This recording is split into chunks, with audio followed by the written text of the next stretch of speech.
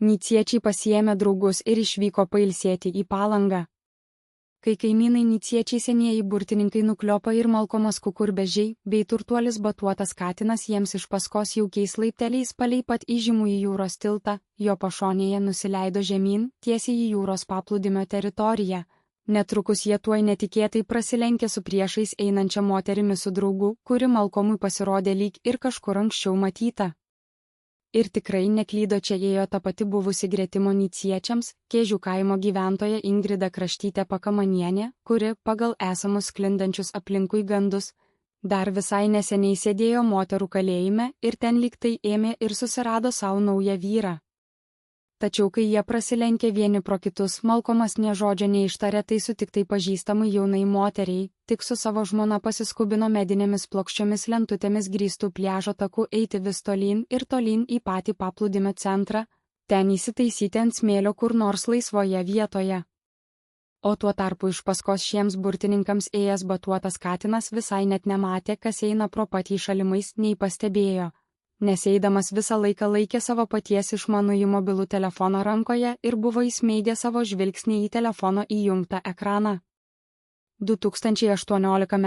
birželį štai įsivaizduojamas trijų niciečių kaimų ir gerų draugų pokalbis, kai jie nusileidžia laiptais prie Palangos tilto ir prasilenkia su buvusia Kėžiete Ingrida Kraštyte bei jos naujuoju draugu.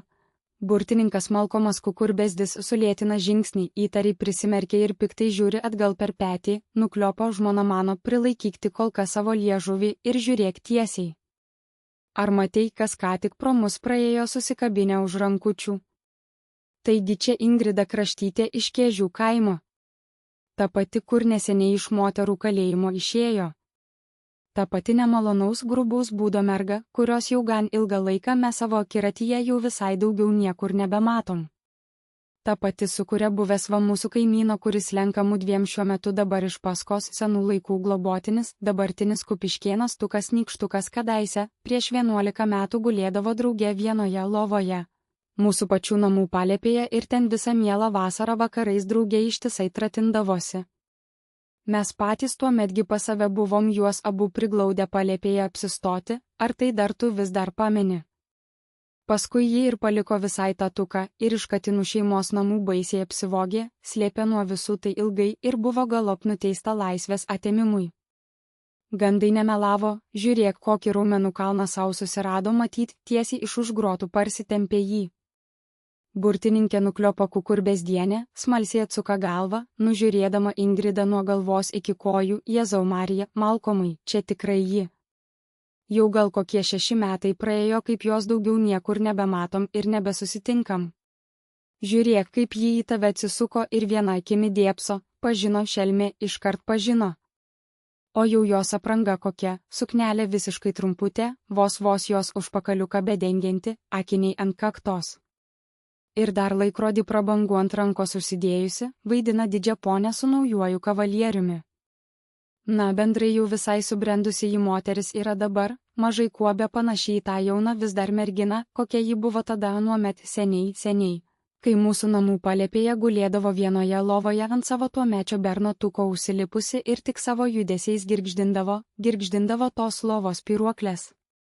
Blemba ir kokia karšta su vaikinu pasileidusi visai ji dar buvo anuomet, kas žino, gal dabar pagaliau jau ir susitupėjusi pagaliau ji yra.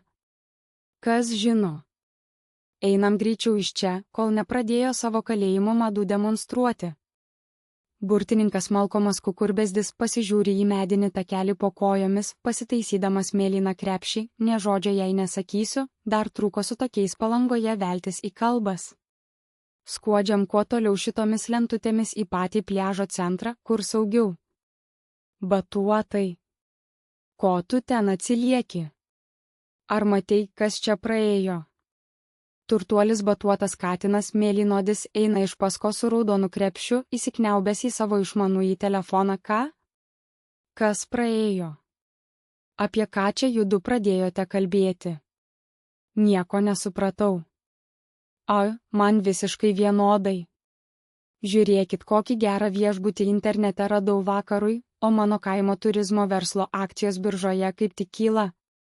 Man tas jūsų kaimo burtų ir apkalbų pasaulis dabar niekiek visai nerūpi, geriau pasakykit, kur čia geriausias smėliukas mano kūnui deginti saulėje. Burtininkė nukliopo Kukurbezdienė, tyliai Malkomui, paliktų tą mūsų kaimo turtuolį ramybėje, jis per tą savo ekraną net ir pačios jūros nepamatys. Žiūrėk atgal, Ingrida su savo naujuoju draugu jau nuėjo link laiptų, o ji vis dar atsigręžusi žiūri į mus, matyt, kad tikrai ir ji mus atpažino, bet va pasisveikinti tai buvo per daug pasipūtusi. Kokia ji buvo, tokia ir liko toliau. Sukam į dešinę, ieškom laisvos vietos ant smėlio, kol burtų knygos krepšyje visai nesudrieko nuo pajūrio oro.